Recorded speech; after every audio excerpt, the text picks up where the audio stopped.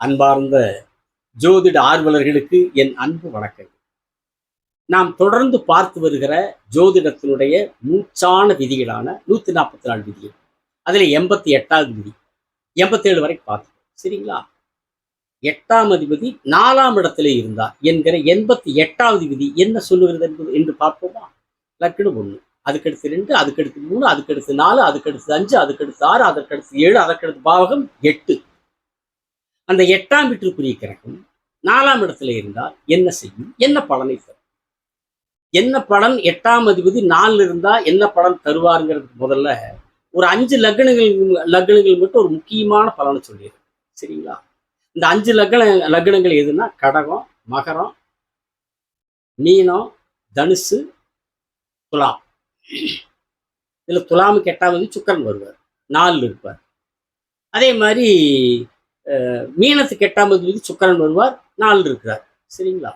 அதே மாதிரி தனுசுக்கு 8ஆம் அதிபதி சந்திரன் வருவார், 4 இருப்பார். சந்திரன் சுக்கிரன் 4 என்ன ஆகுறாங்க? திக்பலம் ஆகுறாங்க. சரிங்களா? வலுவடைகிறாங்க. சரி, அதே மாதிரி கடக லக்னத்துக்கு சனி 8ஆம் அதிபதி வர்றாருங்களா, 4 என்ன ஆகுறாரு? துலாத்துல உச்சமாகிறார். அதே மாதிரி மகர லக்னத்துக்கு 8ஆம் அதிபதி வரக்கூடிய சூரியன் 4ல் என்ன ஆகிறார்? மேசத்துல உச்சம் அடைகிறார். இதுல கவனிக்க வேண்டியது என்னங்கன்னா, 8ஆம் பாவாதிபதி வலுவடைகிறார்கள், பலம் அடைகிறார்கள். 8ஆம் அதிபதி பலம் அடைகிற போது, வலுக்கிற போது, லக்னாதிபதி அந்த 8ஆம் அதிபதி விட ஒரு பாயிண்டாவது வலுத்திருக்கணும், பலம் அடையணும். அதுக்காகத்தான் உங்களுக்கு சொல்ல வர்றாரு.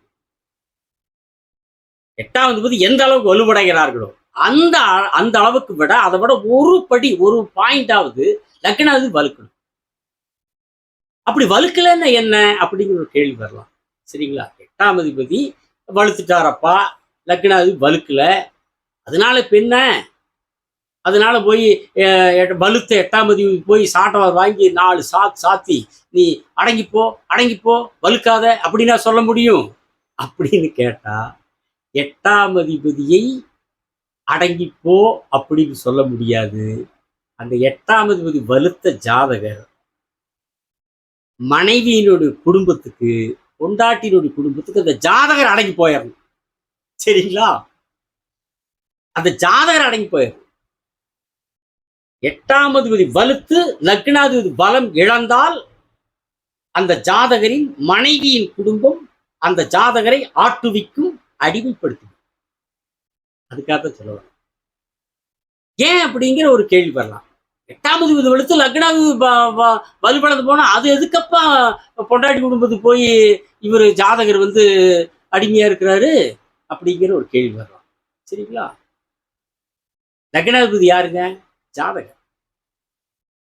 ஜாதகருக்கு பொண்டாட்டி குறிக்கிற பாவகம் அதிபதி எதுங்க? 7ஆம் அதிபதி, 7ஆம் பாவம். அந்த மனைவியினுடைய குடும்பத்தை குறிக்கிற பாவகம் எதுங்க? 8ஆம் பாவகம், 8ஆம் அதிபதி. அப்போ ஜாதகருடைய வாழ்க்கை துணையை மனைவியை குறிக்கக்கூடிய அந்த ஜாதகருடைய மனைவியினுடைய குடும்பத்தை குறிக்கக்கூடிய அந்த 8ஆம் அதிபதி வலுத்து ஜாதகர் குறிக்கக்கூடிய லக்னாதிபதி பலம் இழந்து போனா மனைவியின் குடும்பம் ஆட்டுவிக்கும். சரிங்களா? மனைவியின் குடும்பத்தினுடைய கையே மேலோங்கி நிற்கும். மனைவியினுடைய குடும்பத்தினுடைய முடிவுகளுக்குத்தான் இந்த ஜாதகர் கீழ்ப்படிந்து கட்டுப்பட்டு நடப்பார். ஆஹா, அருமை, பிரமாதம், நம்மளோட குடும்பத்துக்கு ஒரு அடிமை கிடைச்சிட்டாங்கப்பா மாப்பிள்ளையான்னு பொண்டாட்டி வீட்டுக்காரர், மனைவி வீட்டுக்காரர் மகிழ்ச்சி அடைவார். சரிங்களா? அதனால இந்த 8ஆம் அதிபதி 4 வலுக்கிறது மட்டுமல்ல, எந்த ஜாதகமாக இருந்தாலும் சரி, எந்த லக்னமாக இருந்தாலும் சரி, 8ஆம் அதிபதி வலுத்து லக்னாதிபதி பலம் குறைந்தால் அந்த 8ஆம் அதிபதியான மனைவியின் குடும்பத்தினுடைய மேலாண்மை அந்த ஜாதகரிடத்திலே அமையும். ஜாதகர் மேலாண்மைக்கு கட்டுப்பட்டு நடப்பார். சரிங்களா? சரி, இப்ப 8ஆவது 4 இருந்தா இப்ப 4ஆம் இடம் சுகஸ்தானம். சரிங்களா? 8ஆம் அதிபதி 4ல் இருக்கிற போது அந்த ஜாதகர் அந்த சுகத்தை கை கொள்ளுகிற அமைப்பு, அவருடைய மன அமைப்பு வித்தியாசமானதாக. சரிங்களா? 8ஆம் அதிபதி 4ல் இருக்கிற போது சுகஸ்தானம், அந்த அந்த சுகத்தை கை கொள்ளுகிற மன பண்பு வித்தியாசமா இருக்கு. சரிங்களா? இதுல இன்னொன்னு பாருங்க, 4 வந்து சுகஸ்தான ரைட்டு. அந்த 4க்குள்ளேயே சமாதியும் ஆடம் வச்சிருக்கிறார்.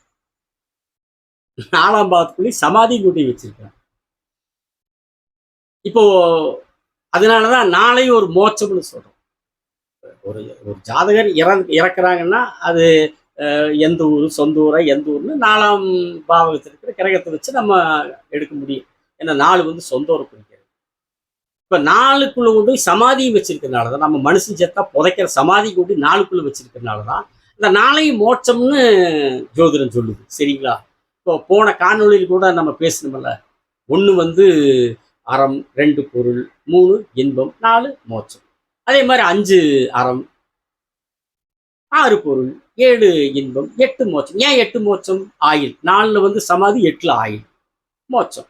அப்புறம் 9 அருள், 10 9 அறம் சார்ந்தது, 10 பொருள் சார்ந்தது, 11 இன்பம் சார்ந்தது, 12 மோட்சம். ஏன்னா 12 நிறைவு முடிவு. சரிங்களா? அதே நேரத்தில் இங்க இன்னொன்னு பாருங்க, அந்த சுகஸ்தானம் என்று சொல்லப்படக்கூடிய அந்த 4க்குள்ள ஒழுக்கம், கற்பையும் கொண்டு இந்த 4க்குள்ள வச்சிருக்காங்க. கற்பையும் ஒழுக்கம், ஒழுக்கம் என்று சொல்லக்கூடிய சுகத்தை வைத்திருக்கக்கூடிய இந்த 4க்குள்ளேயே ஒழுக்கம் என்கிற கற்பையும் கொண்டே ஆரம்பிச்சிருக்காங்க. ஆனா இதில் ஒண்ணு பார்த்தீங்கன்னா, காலங்காலமா அந்த கற்பு என்பது 4ஆம் பாவகத்தில் இருக்கிற அந்த கற்பு என்கிற அந்த ஒழுக்கம் என்கிற விதி காலம் காலமாக பெண் சமூகத்திற்கு மட்டும்தான் அந்த விதி பிரயோகிக்கப்படுகிறத தவிர நம்மளுக்கு அது இருக்கிறது இல்லை. ஆண்களுக்கு வந்து அந்த விதி எந்த காலத்திலும் செயல்பட்டதே இல்லை. இன்னைக்கு பரவாயில்லன்னு வைங்க. அதான் அந்த காலத்துல 60 வருஷம் 70 வருஷத்துக்கு முன்னாடி எல்லாம் ஒரு பொண்டாட்டியோட ஒரு ஆம்பளை வாழ்ந்தான்னா அவன் பெரிய அதிசய மனிதன். அடேங்கப்பா, அவன் ராமன் தான், அந்த ஊருக்குள்ள அவன் ராமன் தான். சரிங்களா? எல்லாம் 2 3 4 அப்படிப்பட்ட காலம் வர 60 70 வருஷத்துக்கு முதல்ல. அதுலயும் பெருமையாக சொல்லிக்குவாங்க, நான் தான் ஊருக்கு ஒரு வெப்பாட்டி வச்சிருக்கேன் தெரியுமா, அந்த ஊருக்கு போட அங்க ஒரு வெப்பாட்டி, இந்த ஊருக்கு போட இங்க ஒரு வெப்பாட்டி, எங்க போனாலும் சரி நான் தான் வெப்பாட்டி வச்சிருக்கேன். அன்னைக்கு அவன் சாமர்த்திங்கிற மாதிரி அப்படி ஒரு காலம் இருந்துச்சு இல்லைங்களா? இன்னைக்கு அப்படி இல்லை.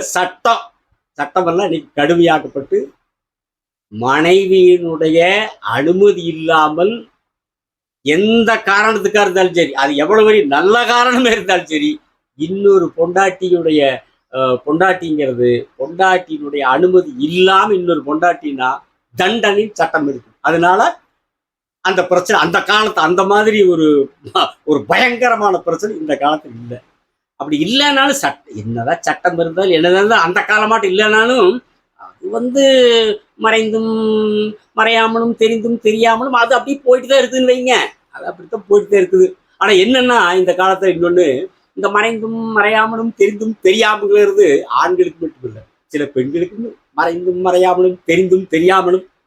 அது இன்னைக்கு நம்ம பார்க்குறோம் பாருங்க, டிவியில பேப்பர்ல நியூஸ் செய்தி, அப்பா நெஞ்சு வெடிச்சு போயிட மாட்டிருக்குது.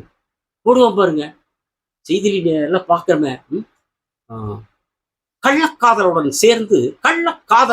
சேர்ந்து கணவனின் தலையின் மீது கல்லை போட்ட மனைவி அப்படின்னு செய்வோம். அதில் இன்னொன்று குறிப்பா போடுவோம் பாருங்க, அதாவது கள்ளக்காதலுடன் சேர்ந்து கணவனின் தலையில் கல்லை போட்டு கொன்ற இளம் மனைவின்னு போடுவான். அதுல குறிப்பா இளம் மனைவி அப்படின்பா. நம்மளுக்கு கேட்டா அவ தலையில கல்லை போட்டு கொள்றாளே, நம்ம நெஞ்சில கல்லை போடுற மாதிரி இருக்கு அந்த செய்தி. இந்த மாதிரி இன்னைக்கு பார்க்குறோம். அப்படிப்பட்ட ஒரு ஒழுங்கீனம் இன்னைக்கு காலம் போற போக்குல அப்படியே போயிட்டு இருக்குன்னு வையுங்க. ஆனாலும் அந்த கற்பு ஒழுக்குங்கிறது அன்னைக்கும் சரி இன்னைக்கும் சரி பொதுவா அது பெண்களுக்கு மட்டுமே அந்த விதி பிரயோகப்படுத்தப்படுது. சரிங்களா? சரி, இப்ப அடுத்தது வந்து இந்த 4ஆம் பாவகம் அம்மாவை குறிக்குமா? அது எந்த ஜாதகர் இருந்தாலும் சரி, அது பொட்டப்புள்ள ஜாதகமோ ஆம்பளை பையன் ஜாதகமோ, 8ஆம் அதிபதி நாள் இருந்து அவங்க அம்மாளுக்கும் ஜாதகத்துக்கும் ஒத்தே போகாது, சூட்டே ஆகாது, செட்டே ஆகாது 2 பேரும். சரிங்களா? அப்புறம் உறவுகளையும் குறிக்கும். உறவுகளோட அப்படித்தான், சொந்த பந்தம் ஏதோ போனோமா வந்தோமா தலை கட்டுமானது இருக்குமே தவிர நெருக்கமான உறவு இருக்காது. ஏன்னா 4ஆம் இடம் உற்றார் உறவுகள் இதெல்லாம் குறிக்கும். ஏதோ தலை காட்டிட்டா அவ்வளவுதான், நல்லது எடுத்து போன வந்த அவ்வளவுதான். சங்கடங்கள் வரும் உறவுகளோட, சொந்த மத்தோட சங்கடங்கள் வரும். சரிங்களா? அப்புறம் மிக முக்கியமா இன்னும் வீடு, சொத்து, வாகனம் இதையெல்லாம் குறிக்கிறது 4ஆம் இடம் இல்லைங்களா? அப்ப 8வது நாள்ல இருந்துட்டாருன்னா சொந்த வீடு அமையாதா, சொந்த வீடு இருக்காதா, சொத்து அமையாதா, சொத்து இருக்காதா, வண்டி வாகனம் எல்லாம் சரியான முறையில நம்மளுக்கு அமையாதா அப்படிங்கிற ஒரு கேள்வி வரலாம் இல்லைங்களா? ஏன்னா 8ஆம் அதிபதி இல்ல. 8ஆம் அதிபதி 4ல் இருக்கிற காரணத்தினாலேயே சொந்த வீடோ சொத்தோ அமையாம போகாது. அமையுங்க, தாராளமா அமையும். அது நல்ல தசாபுத்தி, ஜாதகத்துக்கு நல்ல அமைப்பான தசாபுத்தி இருந்து 4ஆம் அதிபதி நல்லா இருந்தார் நீங்க அருமையான நல்ல அந்த 4ஆம் அதிபதியினுடைய வலுவை பொறுத்து, ஜாதகத்தினுடைய வலுவை பொறுத்து, லக்னாதிபதியினுடைய வலுவை பொறுத்து, தசையினுடைய அமைப்பு பொறுத்து சொந்த வீடு, வாகனம், சொத்து எல்லாமே நல்லா அமையும். எந்த அளவுக்கு வேணாலும் அமையும். வாகனங்கள் எப்படி அருமையான வாகனங்கள் அமையும். அது மட்டும் இல்ல, நல்ல தொழில், உற்பத்தி தொழிலே அமையும். நல்ல சொந்த தொழிலே மிகச்சிறப்பா எந்த அளவுக்கு வேணா பெரிய அளவுக்கு செய்யக்கூடிய அளவுக்கும் கூட அமையும். ஆனா எல்லாம் வரும். நல்ல தசாபுத்தி நடந்தா சொத்து வரும், வீடு வரும், வாகனங்கள் வகை வகையா வரும், சொந்த தொழிலும் வரும், எல்லாம் வரும். ஆனா இந்த 8ஆம் இட தசை வரக்கூடாது. இதெல்லாம் வந்துகிட்டே இருக்கும்னா இந்த 8ஆம் இட தசை வராமையே இருக்கணும். அந்த 8ஆம் இட தசை வருதுன்னு வைங்க, இதெல்லாம் அப்படியே போகும். வந்ததெல்லாம் போய் பூராத்தையும் பிடிக்கிட்டு இருக்கணும் 8ஆம் இட தசை. எல்லாத்தையும் அது என்ன சொத்தா இருந்தாலும் சரி, சுகமா இருந்தாலும் சரி, தொழிலா இருந்தாலும் சரி, நகை நட்டு கிட்டு பூரா பிடுங்கி தொடச்சி தூக்கி போட்டு கடைசியில போகும்போது இந்த பொழைச்சி போனாகேன்னு கொஞ்சம் போட்டு போ. சரிங்களா? இதை ஏதோ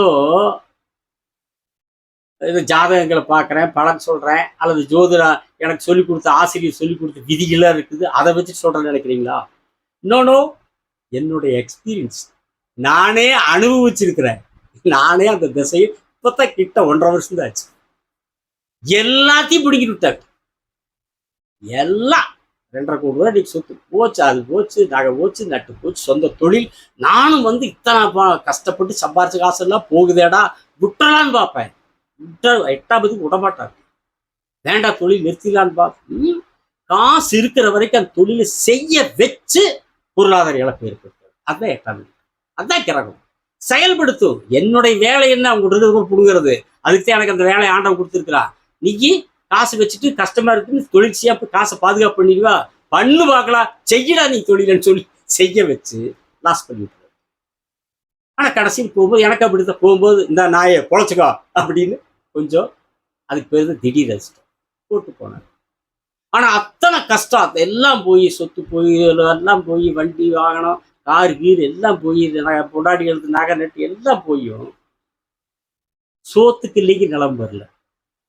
என்ன காரணம் தெரியுமா? தனஸ்தானத்துல குருவே ஆட்சி, தனகாரனே ஆட்சி, சுக்கரனும் அங்க உச்சம். அதனால சாப்பாட்டுக்கு இல்லை அப்படிங்கிறதுனால வரல. அது எப்பவுமே வராது, எத்தனை கஷ்டம் வந்தாலும் எனக்கு. ஏன்னா தனஸ்தானத்துல 2 சுபர்கள், தனத்துக்கு காரணமான 2 பேர் இருக்கிறதுனால எந்த காலத்திலையும் என்னுடைய அடிப்படை தேவைக்கான போட்டுக்கிற துணிக்கோ சோத்துக்கோ பிரச்சனை வராது. சரிங்களா?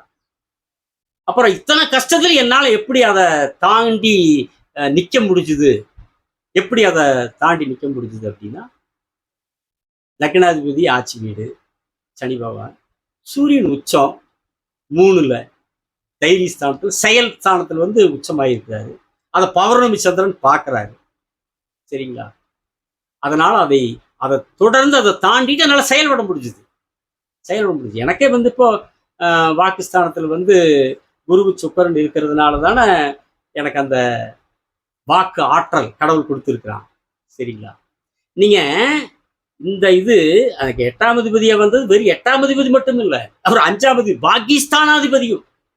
புதன் பகவானே பாகிஸ்தானாதிபதி அவர். அதோட சந்திர அதியோகத்திலையும் இருக்கிறாரு. இப்ப துலாத்துல சந்திரன் பௌர்ணமி, சந்திர அதியோகத்திலையும் இருக்கிறார். சந்திரன் கேட்டு அதே சந்திர அதியோகத்துல குரு சுக்கரன். இத்தனை இருந்தும் ஏன் இதை அழுத்தி சொல்றதுங்களா? சிலர்லாம் யூடியூப்லாம் நானும் பார்க்குறேன், நீங்கள் எல்லாம் பார்த்துட்டு கேட்டுருக்கீங்க. 8 எல்லாரும் 8 அப்படி பிடிக்கிறாங்க, 8 கொட்டும் தெரியுமா அப்படின்னு எல்லாம் பேசுறாங்க. கொட்டும், நடுமடையில நறுக்குன்னு கொட்டும், தேள் கொட்டுற மாதிரி கொட்டும். சரிங்களா? அவன் என்னதுன்னா ஏதோ அந்த படிச்ச பாடங்கள் வழியா 8ஆம் இட தசை வந்தா அப்படி வரும் அதிர்ஷ்டம். அதெல்லாம் அந்த திசையை அனுபவிச்சு பார்த்தவங்களுக்கு தான் தெரியும். சரிங்களா?